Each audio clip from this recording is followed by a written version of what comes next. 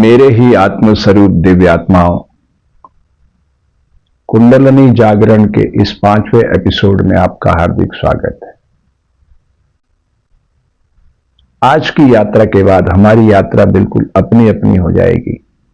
तो मैं चाहूंगा इस एपिसोड को आप पूरी तन्मयता से अपने शरीर के भीतर उतारकर आपका जो भी अनुभव हो इस वीडियो पर साझा कीजिएगा, ताकि हम कुंडलिनी जागरण की इस यात्रा को पूरी पवित्रता के साथ समाज के सभी वर्गों तक पहुंचा सके। ठीक है, तो यात्रा यहां से शुरू करते हैं। अग्नि, वायु, आकाश, पृथ्वी और जल,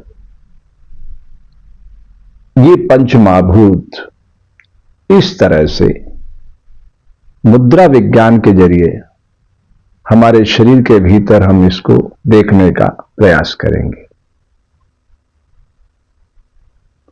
आपको फिर से एक बार मैं मुद्रा दिखा दूं। अग्नि,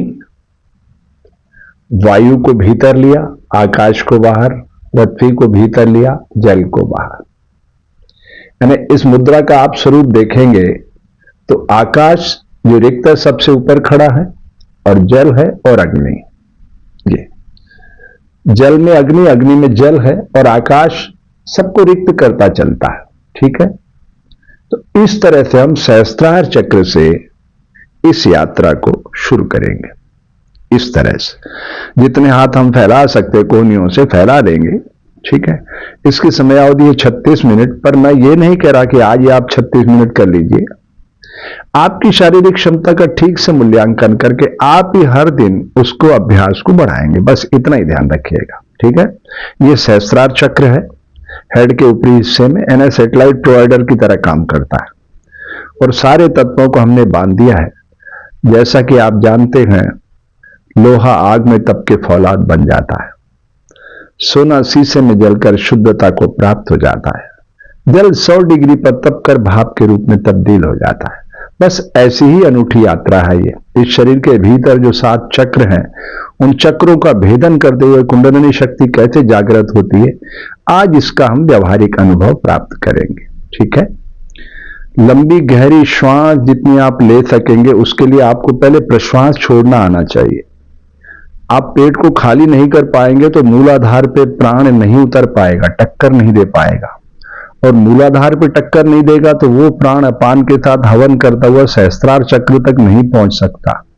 तो इस शरीर को हमें बैलून मानना है और इसको पूरा खाली करना है, पूरा जितनी एफर्ट लगा सकते हो खाली करने पे, और फिर धीरे धीरे श्वास को भीतर उतारना है। तो अगर आप 10 सेकंड इनहेल 10 सेकंड एक्सहेल कर सकें तो बहुत बढ़िया रहेगा। चलिए अब यात्रा शुरू करते हैं।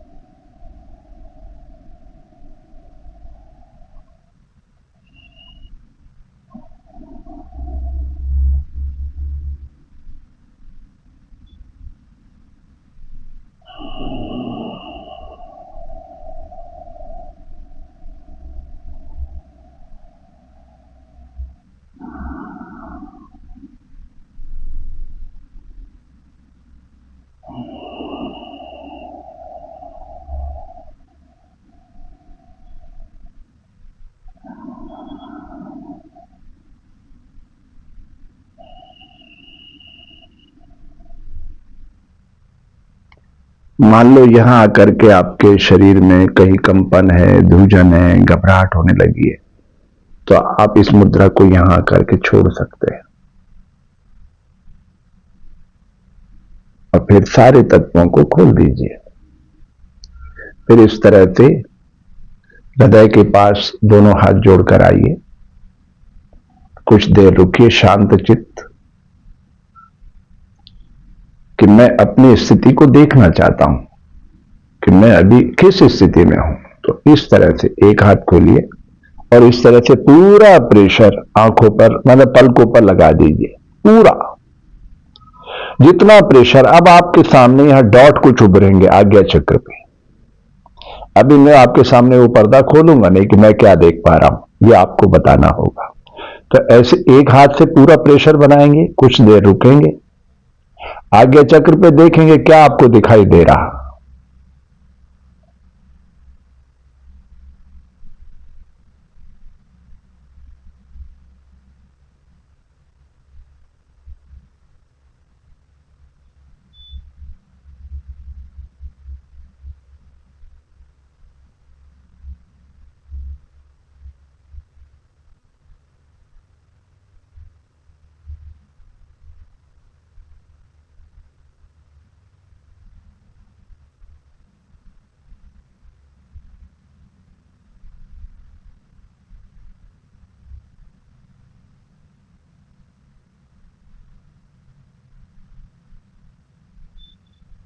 फिर ये हाथ धीरे धीरे यहां से हटा देंगे, पलके बिल्कुल खोलना नहीं है।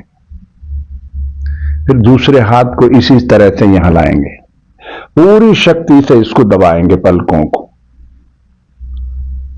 है ना। कार्य पे जब दबाव होगा तो वहां से कोई आकृतियां उभरेंगी, उन आकृतियों से ही आपका मैं आकलन कर पाऊंगा कि आप किस स्थिति में है और मुझे आपको कैसे आगे लेके चलना है।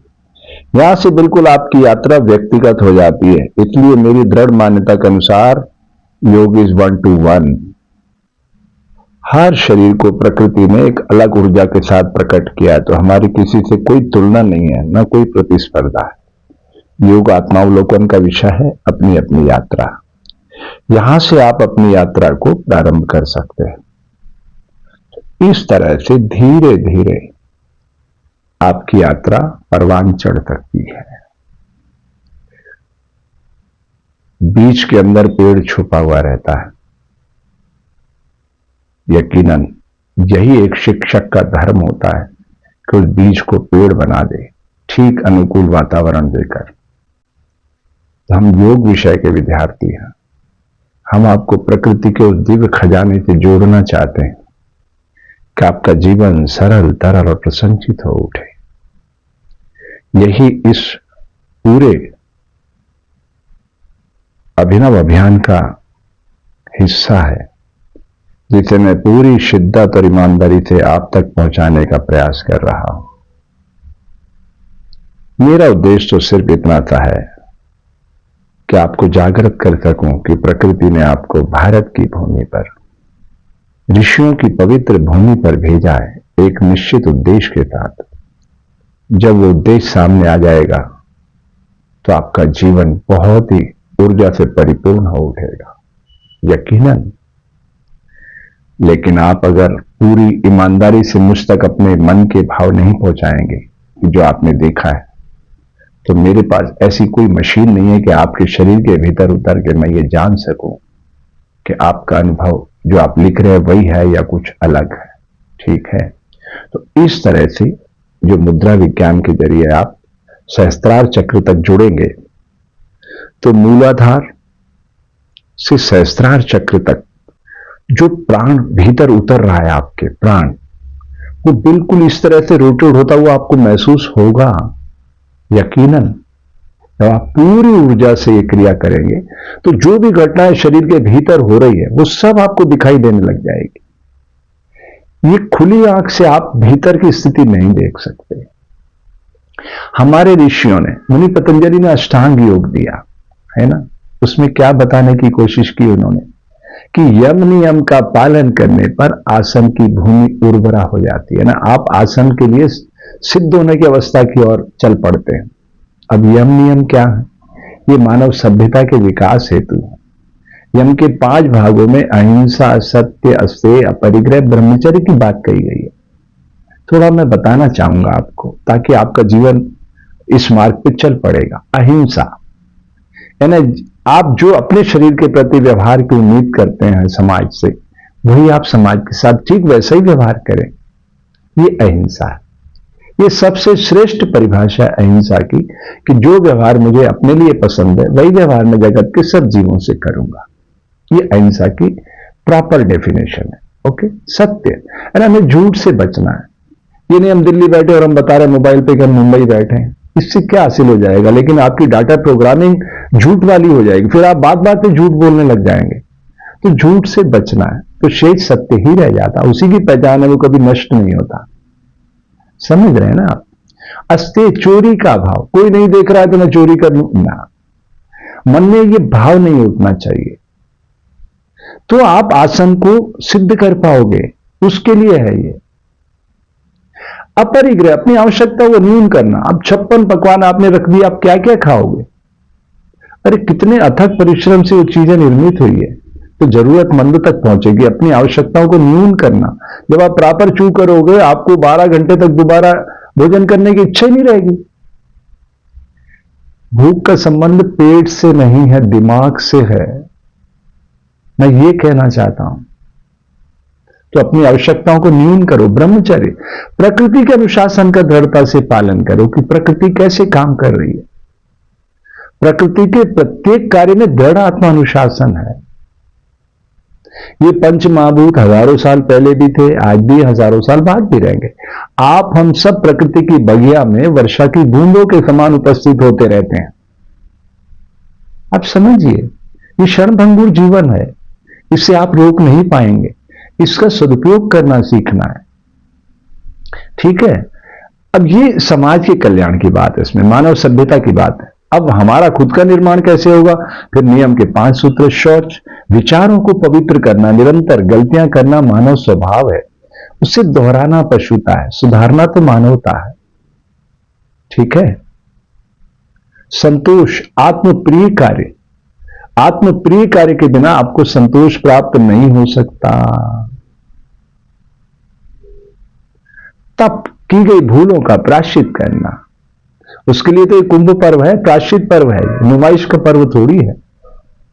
सनातन संस्कृति का एक पर्व ऐसा है कुंभ, जो प्रायश्चित के लिए रखा गया। जिस गुनाह को करते हुए किसी ने नहीं देखा, लेकिन आपकी आत्मा देख रही थी, तो आत्मा आपको बार बार झंझोरती है ना फिर कि आपने ये क्राइम किया है, ये अपराध किया, उसके लिए कि संतों की शरण में जाओ। संत मतलब सत्य का पथिक है ना, और जल में स्नान करो और फिर अपना प्रायश्चित करो कि मैं दोबारा से ऐसी गलती नहीं करूंगा।